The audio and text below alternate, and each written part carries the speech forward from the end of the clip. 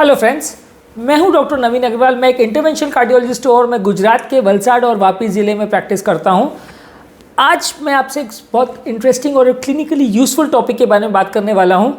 आज आपसे बात करूंगा कुछ टिप्स और ट्रिक्स सॉल्ट को कैसे कम किया जाए उस बारे में। ये क्लिनिकली रेलेवेंट और बहुत ज़्यादा यूज़फुल है। ऐसा इसलिए है क्योंकि हमें एक्चुअली पता ही नहीं होता कि हमारे डाइट में कितना ज़्यादा सॉल्ट होता है।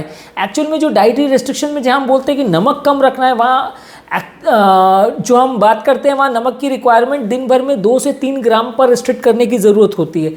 लेकिन हमारे नॉर्मल इंडियन डाइट पे वैसे भी लगभग 10 से 12 ग्राम नमक होता है। तो अगर हम लोगों को सिर्फ ये बोल देते हैं कि आपको एक्स्ट्रा नमक नहीं लेना है तो वो सफिशिएंट नहीं है।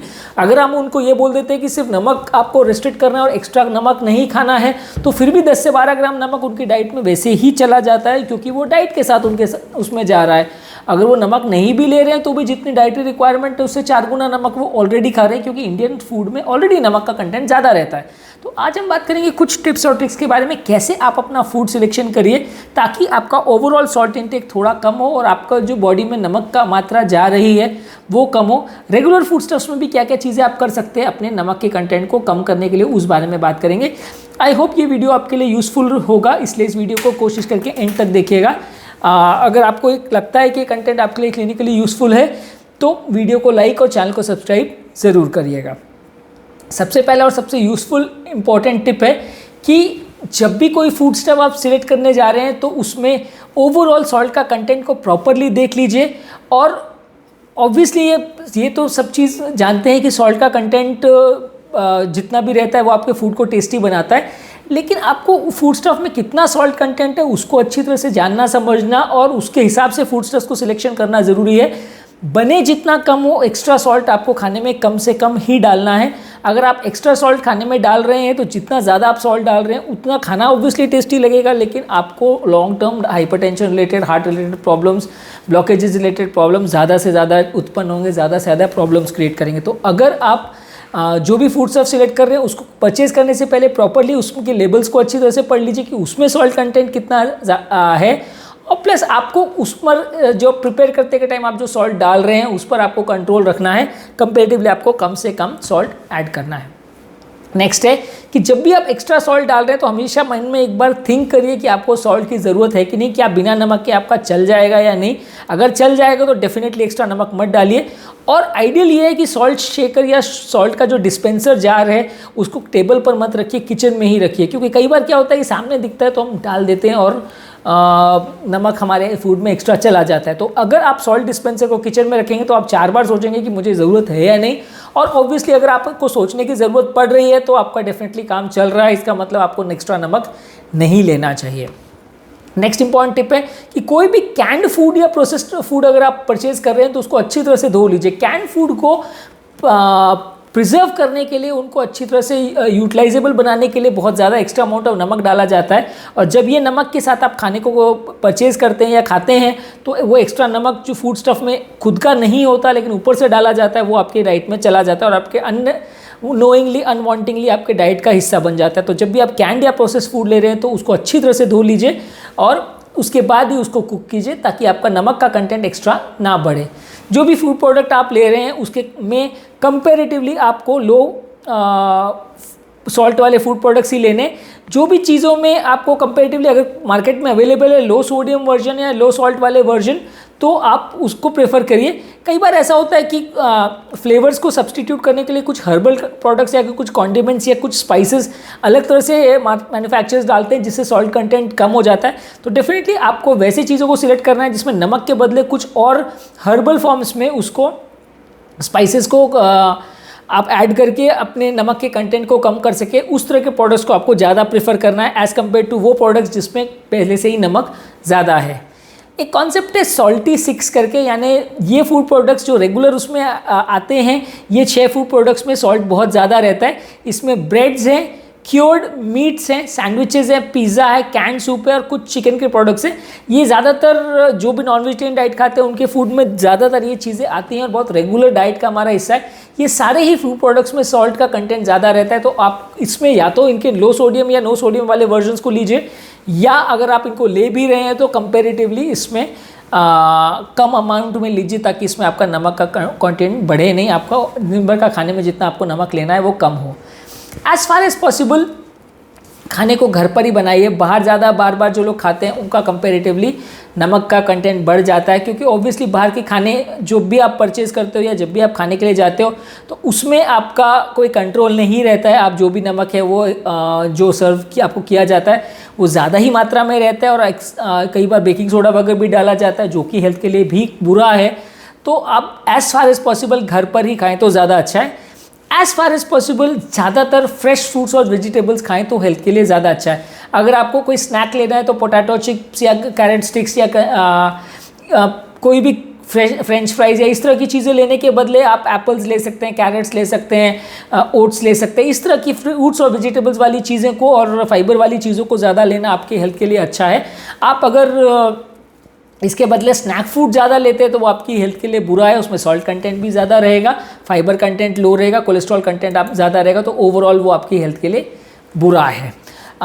नेक्स्ट है कि कोई भी चीज़ अगर आप ले रहे हैं तो थोड़ा सा उसमें चीज़ों को कम अमाउंट में डालिए। कोई भी चीज़ में एक लो लेवल पर, मॉडरेशन लेवल पर ही आपको कुक या प्रिपेयर करना है। कोई भी चीज़ में आपको नमक या स्पाइसेस वगैरह कुछ भी आप डाल रहे हैं तो बेयर मिनिमम अमाउंट में उसको रखें, मॉडरेशन उसमें प्रैक्टिस करें तो आपके हेल्थ के लिए वो अच्छा है। जितना ज़्यादा या स्पाइसी या तीखा खाने की आप आदत डालेंगे उतना आपकी हेल्थ के लिए बुरा है। जितना कम स्पाइसी आपका फूड रहेगा उतना आपकी हेल्थ के लिए अच्छा है। नेक्स्ट है जो भी एसिड कंटेंट है या जो भी सॉल्ट कंटेंट है उसके कंपैरिजन में कुछ ऐसे फ्लेवर्स, हर्बल फ्लेवर्स मार्केट में अवेलेबल हैं जो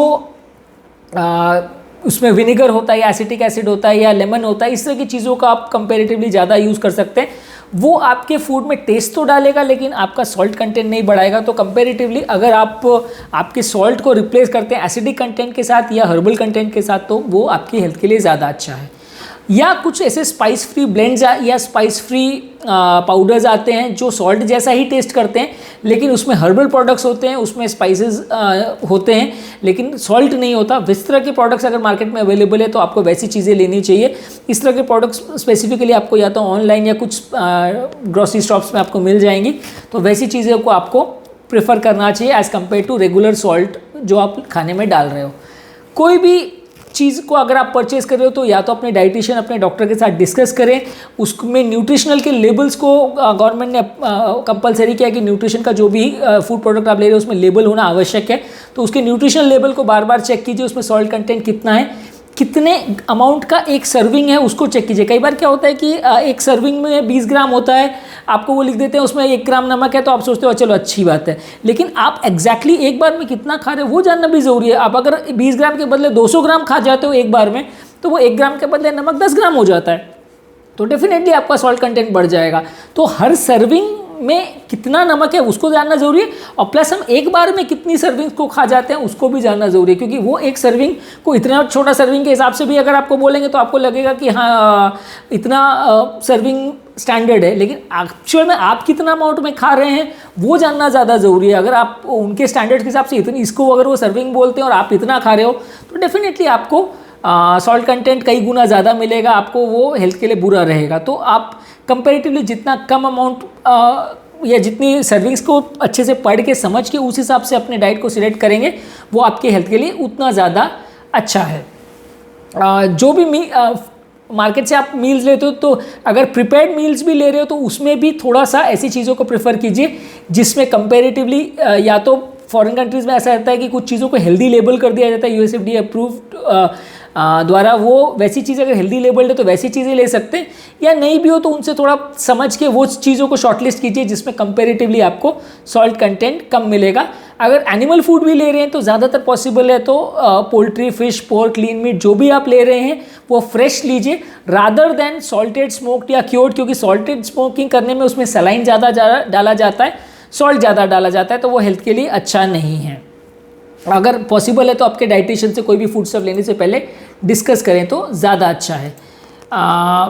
घर पर अगर कोई भी कुक चीज़ों को अगर आप कुक कर रहे हैं तो उसमें इस तरह के स्पाइसेस या सीजनिंग्स को यूज़ कीजिए जिसमें सॉल्ट फ्री हो या सॉल्ट का कंटेंट कम हो। ज़्यादातर कोई भी चीज़ों को फ्रेश प्रिपेयर कीजिए, चाहे वो राइस हो, पास्ता हो, बीन्स हो, मीट्स हो, उसको बेसिक फॉर्म में या प्रोसेस फॉर्म में प्रिपेयर कीजिए। ज़्यादा फल सब्जियाँ ज़्यादा खाइए, सॉसेज और इंस्टेंट प्रोडक्ट्स को कम लीजिए। अगर आप बाहर भी खा रहे हैं तो इस तरह की इन्फॉर्मेशन जो चीज़ों में है जिसमें लो सॉल्ट है उसको ज़्यादा लीजिए। कोई भी चीज़ों में कुछ शेफ़ को भी आप बोल सकते हैं कि बिना नमक का दीजिए और फिर स्वादानुसार आप उसमें कम से कम नमक डाल के उसको प्रिपेयर कर सकते हैं।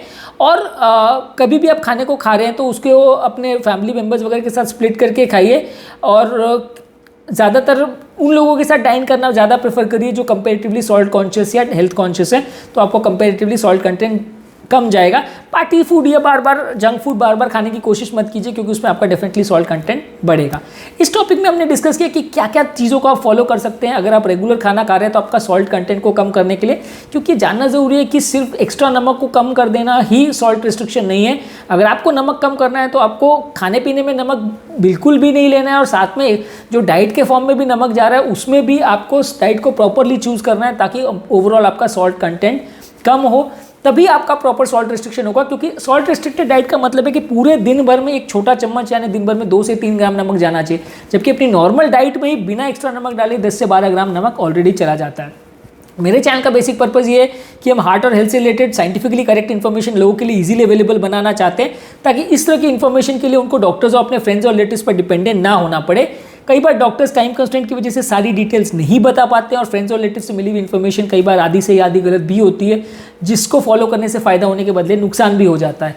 अगर आपको हमारे चैनल का कंटेंट अच्छा लगता है तो वीडियो को लाइक कीजिए, चैनल को सब्सक्राइब कीजिए। अगर आपको लगता है कि कंटेंट आपके फ्रेंड्स और रिलेटिव्स के लिए यूजफुल है तो इसको लिंक को उनके साथ शेयर कीजिए। अगर आपको लगता है कि सब्सिक्वेंट वीडियोज़ में हमें कोई टॉपिक को कवर करना चाहिए तो नीचे डिस्क्रिप्शन बॉक्स में हमें उनके बारे में बताइए ताकि फ्यूचर में हम उनको कवर कर सकें। तो मैं हूं डॉक्टर नवीन अग्रवाल और मैं आपका शुक्रिया करूंगा कि आपने मेरे टॉपिक को पूरा देखा और आई होप कि इससे आपको क्लिनिकली रेलेवेंट कुछ साइंटिफिकली करेक्ट इन्फॉर्मेशन मिली। Thank you.